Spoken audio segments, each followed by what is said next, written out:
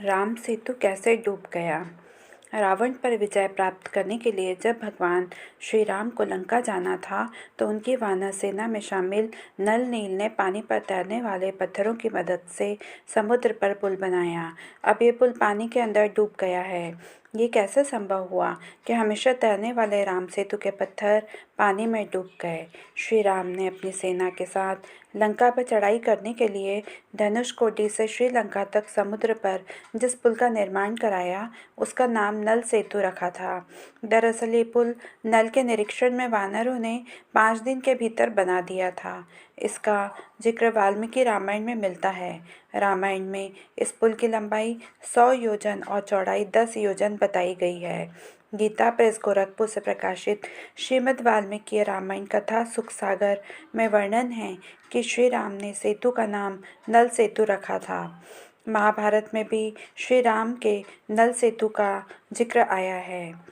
वाल्मीकि रामायण में कहा गया है कि 3 दिन की खोजबीन के बाद श्री राम ने रामेश्वरम के आगे समुद्र में वह स्थान ढूंढ निकाला जहां से आसानी से श्रीलंका पहुंचा जा सकता था। उन्होंने नल और नील की मदद से उस स्थान से लंका तक पुल बनाने को कहा। दरअसल धनुषकोडी ही भारत श्रीलंका के बीच ऐसी जगह है जहाँ समुद्र की गहराई नदी के बराबर है। धनुषकोडी भारत के तमिलनाडु के पूर्वी तट पर रामेश्वरम द्वीप के दक्षिणी किनारे पर एक गांव है। धनुषकोडी पंबन के दक्षिण पूर्व में है।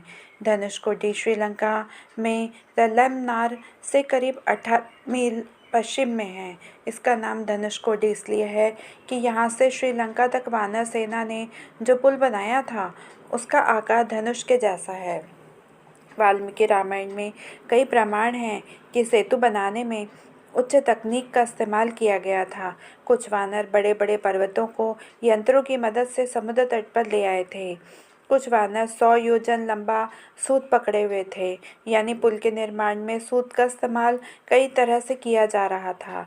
कालिदास ने रघुवंश के 13वें सर्ग में राम के आकाश मार्ग से लौटने का वर्णन किया है।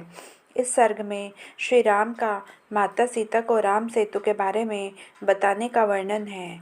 स्कंद पुराण के 3, विष्णु पुराण के 4, अग्नि पुराण के 5वें और 11वें और ब्रह्म पुराण में भी श्री राम के सेतु का जिक्र किया गया है।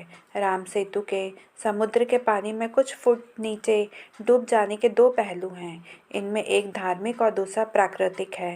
राम सेतु पर अब तक दुनिया भर के शोधकर्ता कई अध्ययन कर चुके हैं। कई शोध में कहा गया है कि 15वीं शताब्दी तक इस पुल पर चलकर रामेश्वरम से मन्नार द्वीप तक पहुंचा जा सकता था।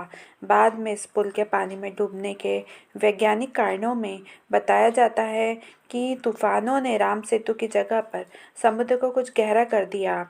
वहीं 1480 में चक्रवात के कारण ये पुल टूट गया। वहीं समुद्र का जलस्तर बढ़ने के कारण राम सेतु कुछ फुट पानी में डूब गया। धार्मिक कारणों में बताया जाता है कि विभीषण ने खुद इस पुल को तोड़ने के लिए श्री राम से अनुरोध किया था। पद्म पुराण के मुताबिक युद्ध से पहले रावण के भाई विभीषण ने धनुषकोडी नगर में श्री राम की शरण ली थी। रावण के अंत पर युद्ध खत्म होने के बाद श्री राम ने विभीषण को लंका का राजा बनाया। इसके बाद लंका के राजा विभीषण ने श्री राम से कहा कि भारत के वीर राजा हमेशा श्रीलंका पर हमला करने के लिए राम सेतु का इस्तेमाल करेंगे। इससे श्रीलंका अपनी स्वतंत्रता खो सकता है। उन्होंने श्री राम से सेतु तोड़ने का अनुरोध किया। इस पर श्री राम ने एक तीर चलाया और पुल जल स्तर से 2 से 3 फीट नीचे डूब गया। आज भी अगर कोई इस पुल पर खड़ा होता है तो उसे कमर तक पानी मिलता है। इस जगह के नाम धनुषकोडी का मतलब भी है धनुष का अंत। हालांकि वाल्मीकि रामायण में इसका कहीं जिक्र नहीं है। कंबन रामायण में श्री राम के इस पुल को तोड़ने का जिक्र है। जय श्री राम।